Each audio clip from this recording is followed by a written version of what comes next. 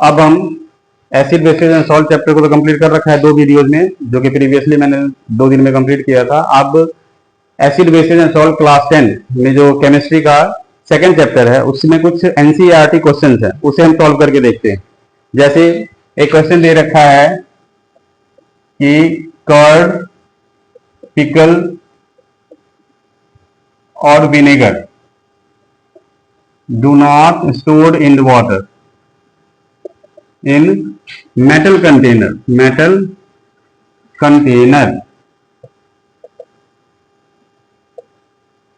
why, क्यों नहीं store किया जाएगा मेटल कंटेनर में? तो जैसा आपने पढ़ा था ना कि acid react with metal to form salt and hydrogen. तो आपने देखा कि एवरी सॉल्ट, हर सॉल्ट खाने लायक नहीं होता है, कंजम्पशन के लायक नहीं होता है, डोमेस्टिक यूज का नहीं हो सकता।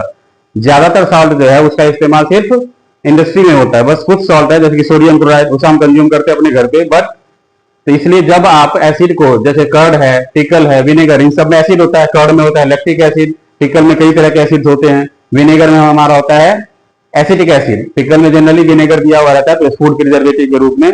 तो इन सब में एसिड है, इसलिए मेटल कंटेनर में हम इसे यूज नहीं करेंगे। तो अगर हम कर्ड, विनेगर या pickle stored in metal container like copper, brass जिसको पीतल भी कहते हैं, और टिन कैन जो आती है, अगर हम इन सब में कर्ड को, विनेगर को, पिकल को स्टोर करेंगे, store in metal container like copper, braces, react and form toxic या पॉइजनस सॉल्ट जो which cause food poisoning.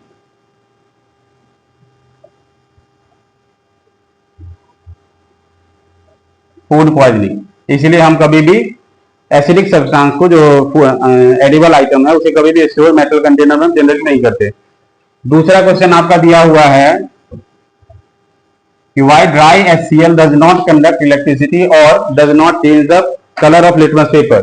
Dry HCl does not change the colour of litmus और कंडक्ट इलेक्ट्रिसिटी। इसका क्या reason है?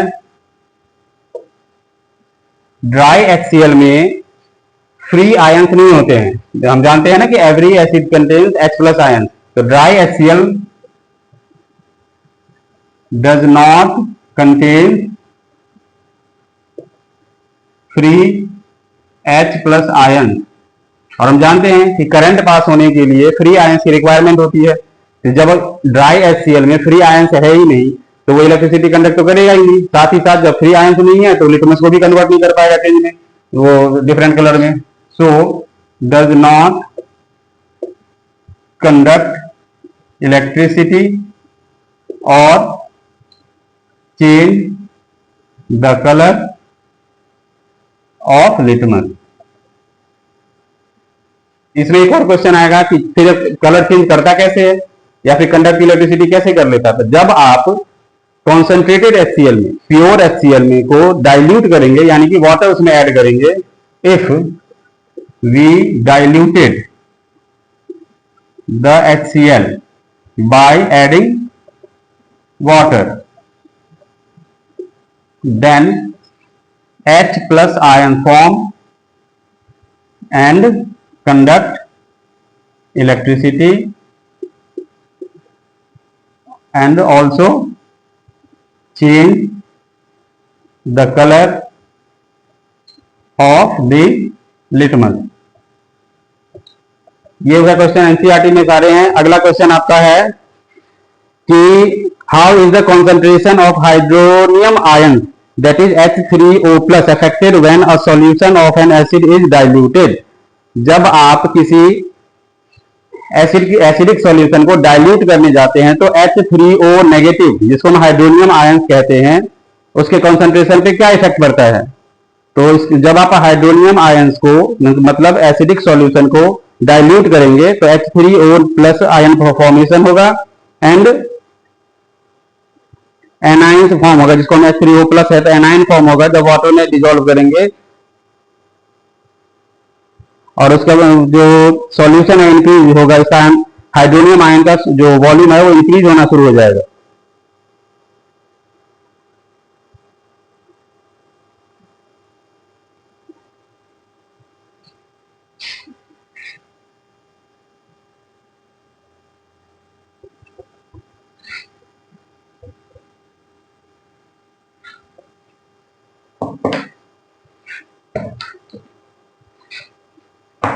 Question आपका है, how does the concentration of hydronium ion affected when dilute an acidic solution? जब आप किसी भी एसिडिक सॉल्यूशन को डाइल्यूट करेंगे तो H3O प्लस आयंस का जो कॉन्सेंट्रेशन है वो धीरे धीरे डिक्रीज होना शुरू हो जाएगा। When an acidic solution diluted, the concentration of H3O plus ion decreases. ऐसे ही क्वेश्चन एक आपका आएगा कि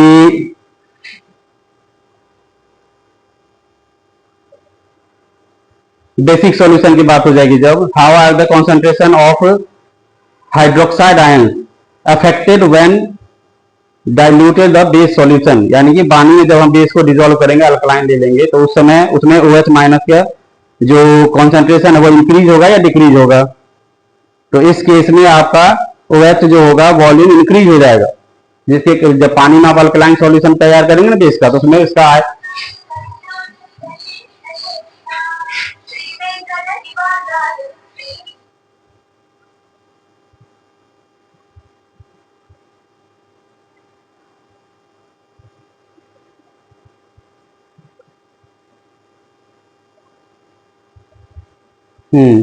sorry for the break. Question आपका है कि हाउ डज द कॉन्सेंट्रेशन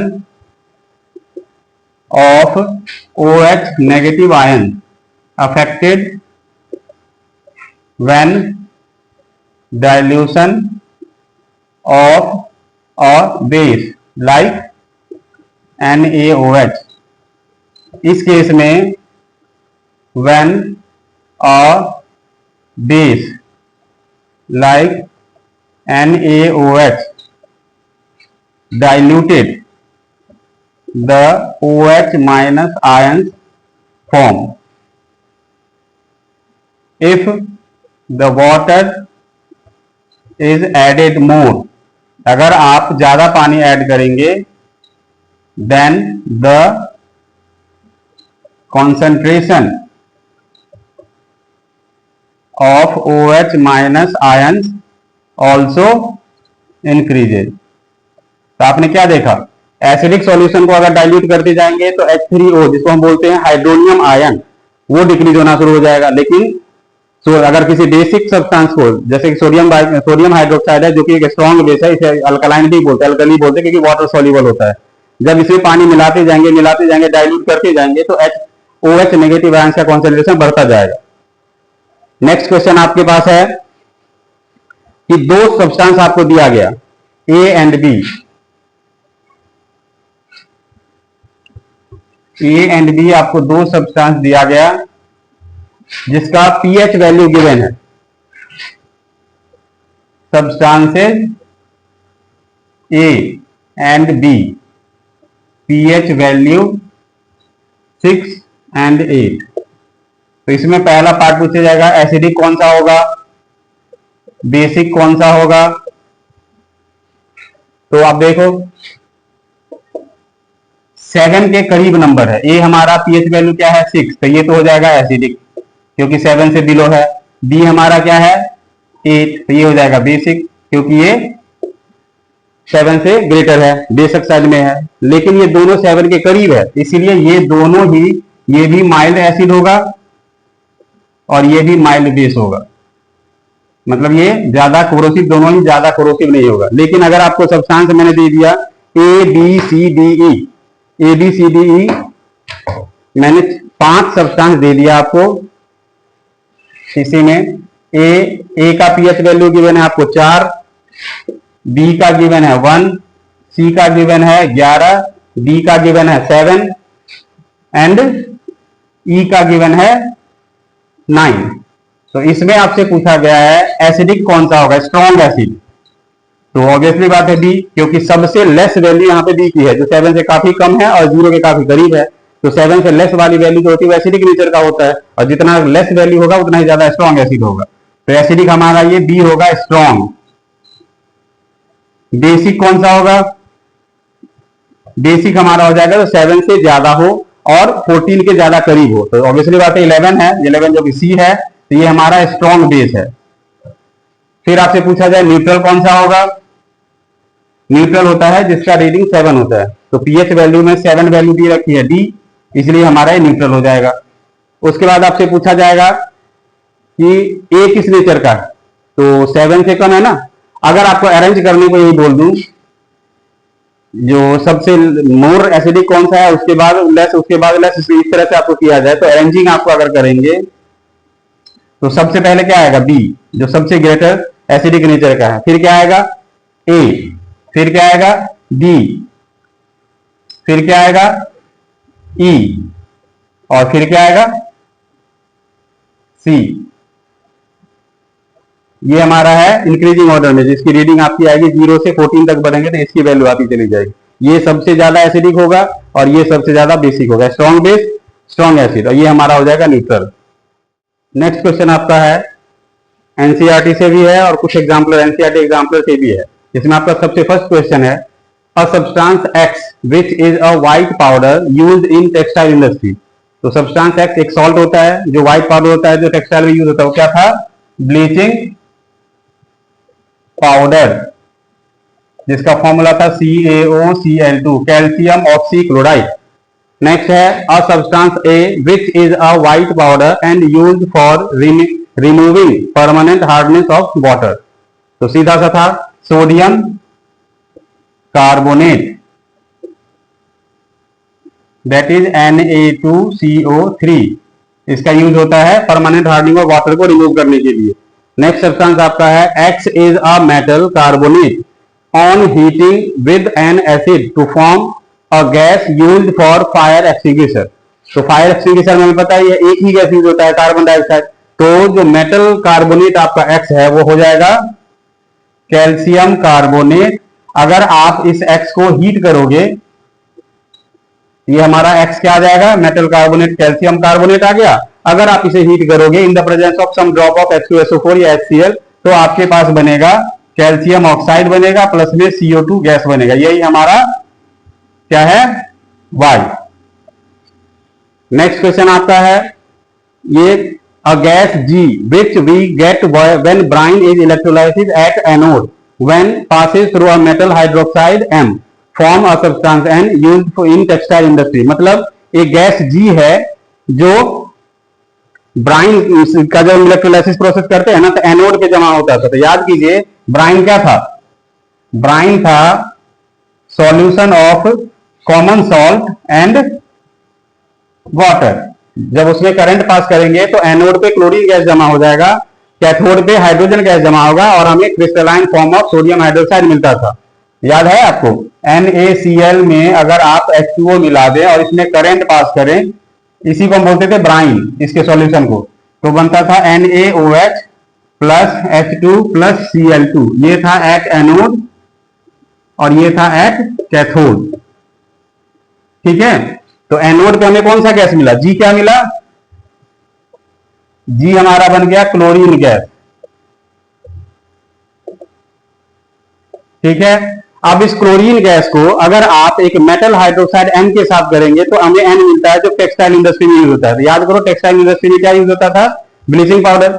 तो ब्लीचिंग पाउडर कैसे बनता था, तो क्या कहा गया है कि passes through a metal hydroxide, M क्या होगा हमारे पास, कैल्शियम हाइड्रोक्साइड। ब्लीचिंग पाउडर बनाने के लिए हमें कैल्शियम हाइड्रोक्साइड और क्लोरीन गैस की रिक्वायरमेंट होती थी, और सब्सटेंस क्या बनता था, N क्या बनेगा, ब्लीचिंग पाउडर CaOCl2। तो हमारे पास क्या निकला, अगर हम कैल्शियम हाइड्रोक्साइड को क्लोरीन गैस पास करा के देखें तो हमें मिलेगा calcium oxychloride plus hydrogen gas, sorry water बनेगा।